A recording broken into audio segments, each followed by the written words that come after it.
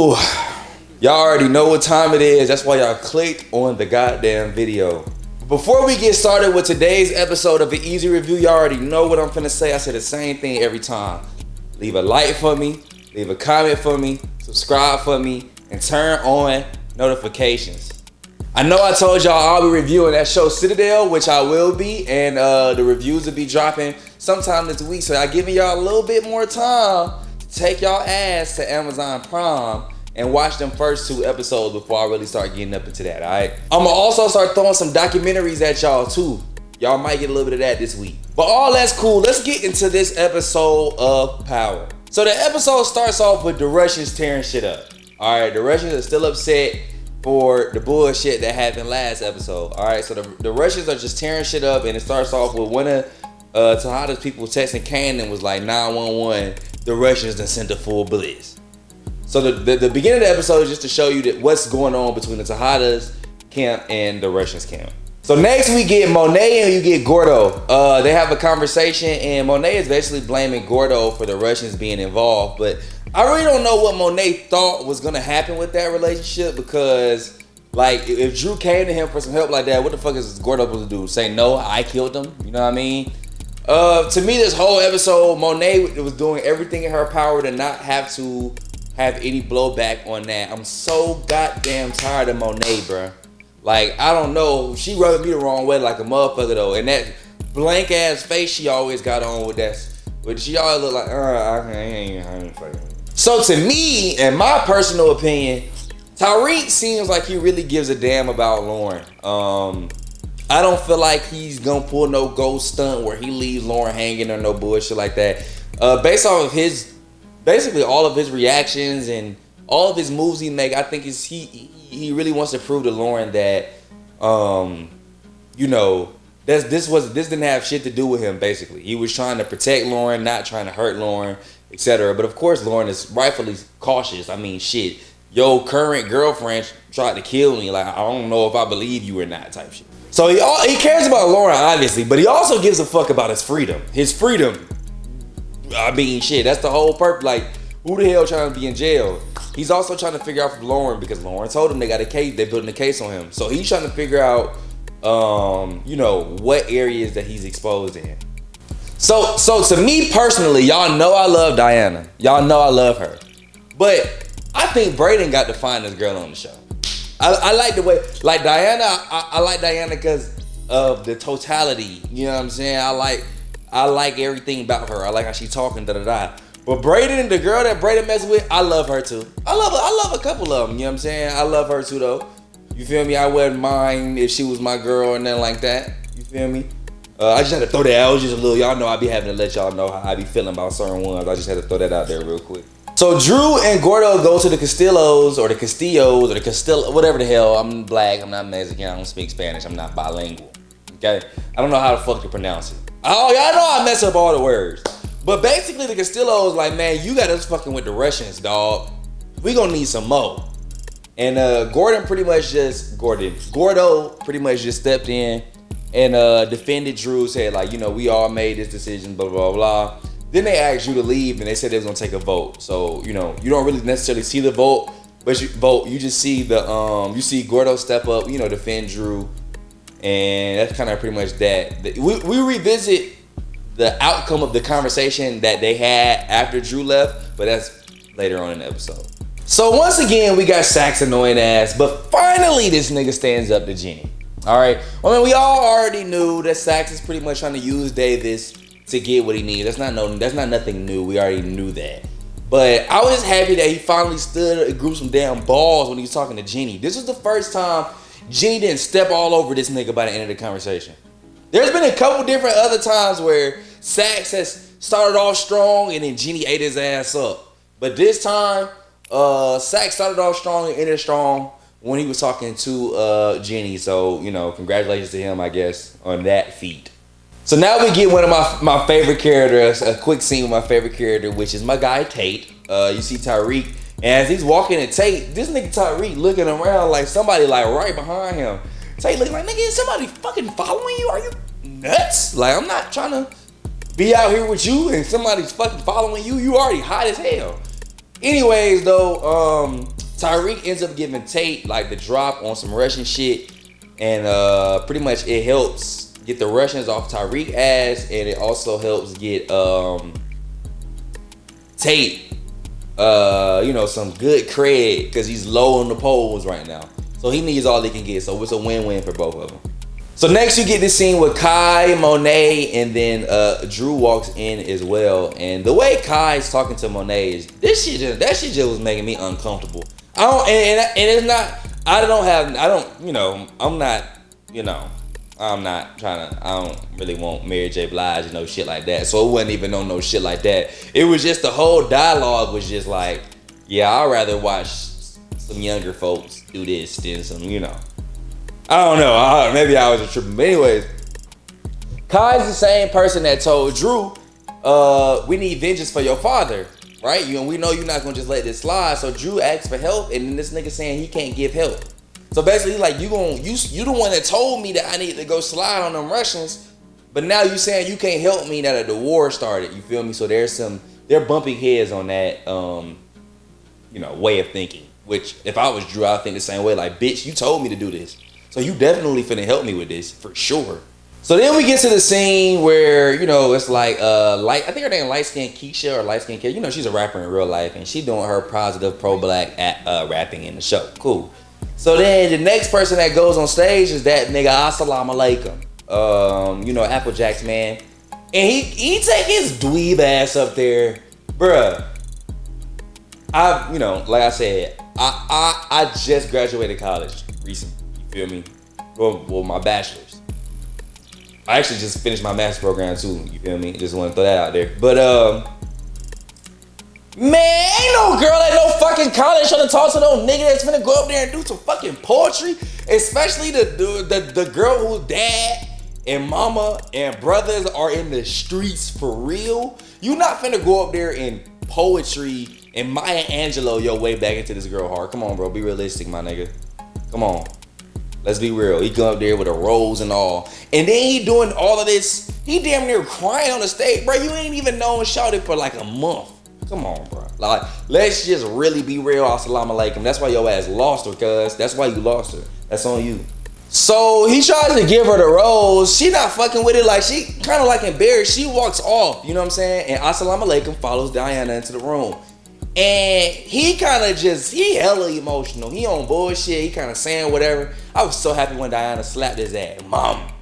I was like, that's fucking right. Get this nigga the hell out of everybody's face, bro. You know what I'm saying? Get him out. We don't need no more Assalamu alaikum, alright? And Effie's a dumbass too, bro. How you can't? She got an attitude with Tariq as if Tariq don't have a perfect reason to like be upset. You know what I mean? Like, zero accountability on her part. Like, even if that is what you did, you didn't even tell him. He found out on his own. You know what I mean? Like, it's a lot of lines y'all just crossed with that shit. And what I didn't know that we found out later was Tariq was recording that conversation that he had with Effie. But, Effie was just saying her normal shit. I was protecting you, you're weak, da-da-da, all that bullshit. Women have a tendency, as a brother that's had plenty of intimate relationships and, at times I've had to talk and had issues with women, never really had too many instances where a lot of accountability was, taken. So, I didn't really expect her to be like, oh, I'm right, I'm sorry, because that shit does not happen. Doesn't. Sorry. Hope I don't piss any of y'all off. I know I got a lot of great, wonderful women that's watching this. You know what I'm saying? This is not about y'all. It's just the specific situations I've been in. So Tate utilizes the information that Tariq gave him, and the bus was successful. And of course, he's on the news talking his good politician talk. You know what I mean? So we know that Tariq doing that for him and that happening like that, that's gonna end up playing out in some other way down the line. Y'all already know Tariq and Tate's whole relationship is give or take, give and take, give and take, give and take. That's their whole thing. So we know that that's gonna end up coming back around, and somebody's gonna have to use that situation to their advantage in some way, shape, or form soon. So of course, Rodriguez, we get to that scene, they're all talking with the big ass bullet support again.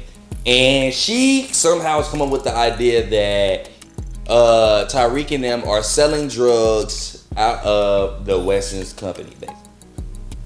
She's on to that, and obviously she's fucking correct. We know that she's correct. So then the next scene, Effie and Kane are talking, and this nigga Kane offers to pay for Effie's tuition like his little sister is not fucking working at the library, my nigga. You know what I'm saying? What, like, priorities, Kane? Your little sister got a job. And you trying to pay Effie tuition? Effie ain't did shit but W. Which, obviously, we already see where this situation is going to end up going. I'm pretty sure they're going to end up fucking with each other. That's my guess. Pretty much everybody's guess at this point. He's been on her bumper for a minute now, so. And now he pulling stunts like this, you feel me? Something gonna happen there. So this was my favorite part of the episode when Diana goes and talks to Assalamu Alaikum ass again at the library or wherever the fuck she work at. And she walk in, of course, her papa, you should be here, you need to get out or something, you know, whatever the fuck he said along those lines. And basically Diana got on that boy ass. Assalamu Alaikum ain't shit but Powers Nunu, bro. Assalamu Alaikum is not this single parent growing up, you know what I'm saying, got it out the trenches, black nigga. No, bro. No. This brother was adopted and raised by 2 white parents, and I forgot the nigga real name, but it's not Assalamu Alaikum. Okay, he got a regular person named like Trevor or some shit. This nigga name is Trevor. You know what I mean? So basically, she's gonna expose him. She's like, you not this Imhotep, damn Alaka Shamalaka Lakam nigga like you been pretending to be. You know what I mean? So she got right with his ass. Shout out to Diana. Fuck Assalamu Alaikum. Y'all know I don't like him, so cool. So we get to the scene with Drew, Monet, and Kane. And they're at Kai's spot or whatever. And you know, they have a little dialogue and Drew's kind of upset with Monet. So Drew goes to do whatever the fuck he was doing. So Monet and Kane are still walking and talking, and Monet goes in. And off the beginning of the dialogue, I'm like, oh, Kai on his, you know, he's still talking like he trying to, you know what I'm saying, like he trying to get a piece of the pie, you know what I'm saying? And Monet says she's looking for a partnership, and basically she kind of like seduces him or whatever. And then all of a sudden you hear a gunshot go off, and Monet pulls out a knife, a shank, tries to stab him. She wasn't slick. She pulls out the shank when this nigga's like 8 steps ahead. Like, I don't know. Like, you gonna sneak him on his ass, give him the jabby jab treatment. You feel me? She ain't do that. But anyways, Kane walks in, pops Kai head. Before anybody's able to really inspect anything, she takes her burner, texts Gordo, says that, and basically tells him like, you know, she says, I think they found out the Russians didn't do it or some shit like that, and plants it on Kai as if Kai sent the text message, but it was really, we know who, Monet, right? So they now think when everybody walks in, Drew, Kane, everybody gets there and they look at the phone, they think that Kai sent that message. But they don't know who he sent it to, if I'm not mistaken. They have no idea who it was sent to. It just shows that whoever had this phone is responsible for killing Renzo. And like, fuck, bro, is Monet finna get away with this shit, bro? The kids have to find out eventually that Monet did this, right? Like, even if it's not this season, they had to find out that this was her doing. Do y'all think she get away with this shit for real? I don't think she should, bro. Everybody else face the fucking music. She needs to face the music too, bro. This nigga Kane done paid for Effie's tuition for real. She told his ass no. By the end of the episode, her tuition was fucking paid. And she was fucking with it. Cause she sent him like that little text message like, fuck you, you know what I'm saying? And when he said, you're welcome, she started smiling like she like that shit. Kane gonna get a piece of that. Kane gonna go ahead and tap that all on the floor.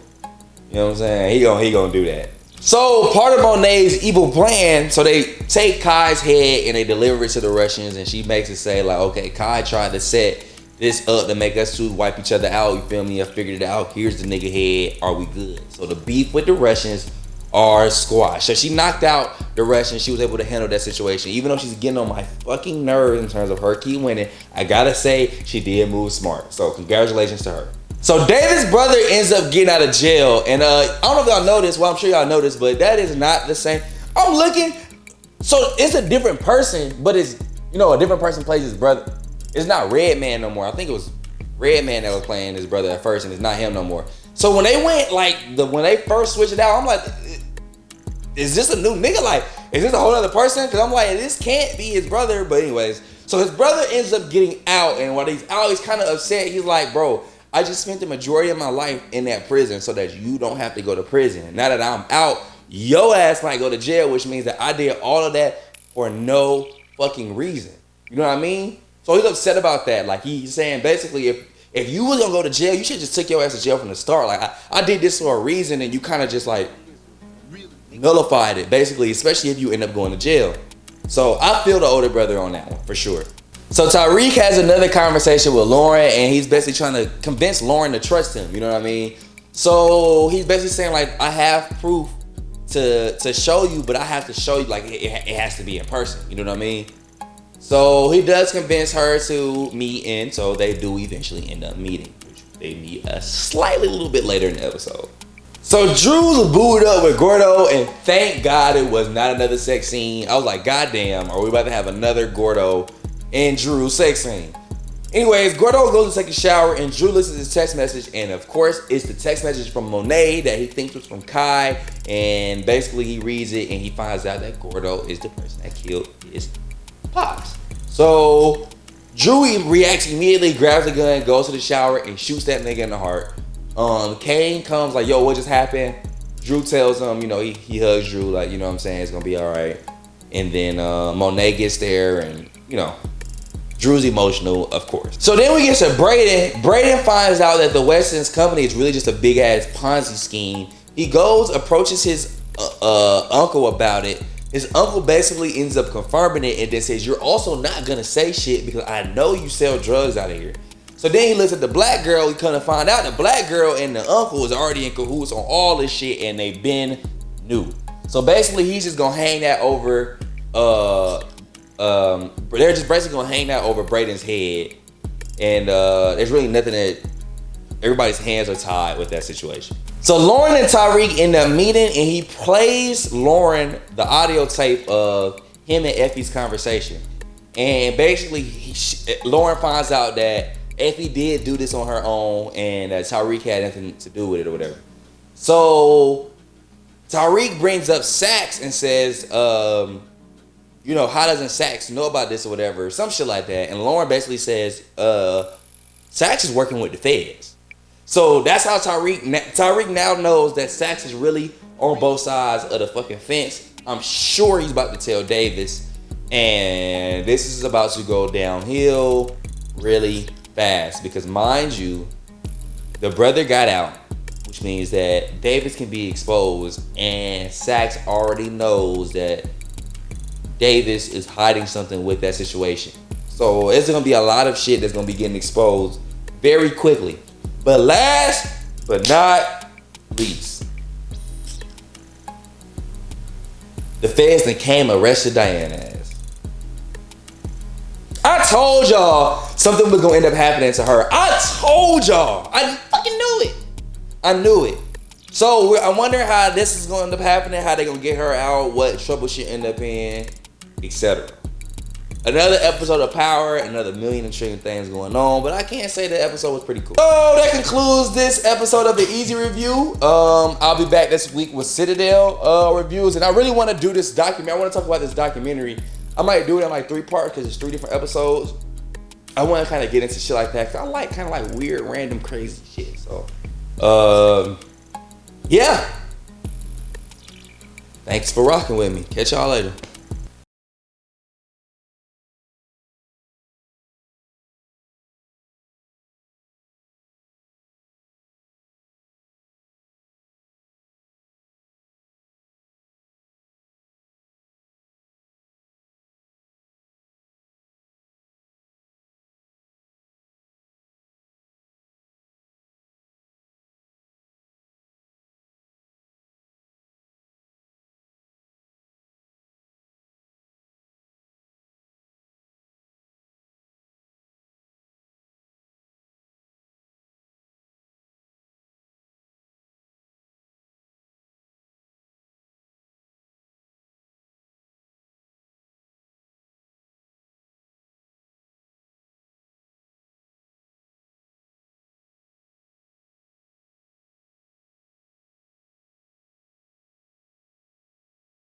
right, man. Making money is really making money, man. Okay, money making miles.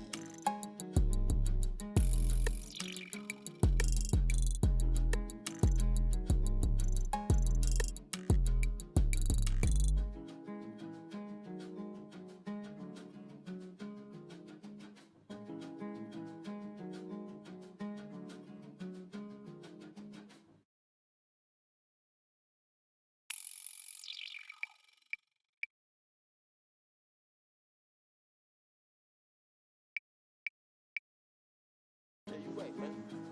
Making money is really making money, man. Okay.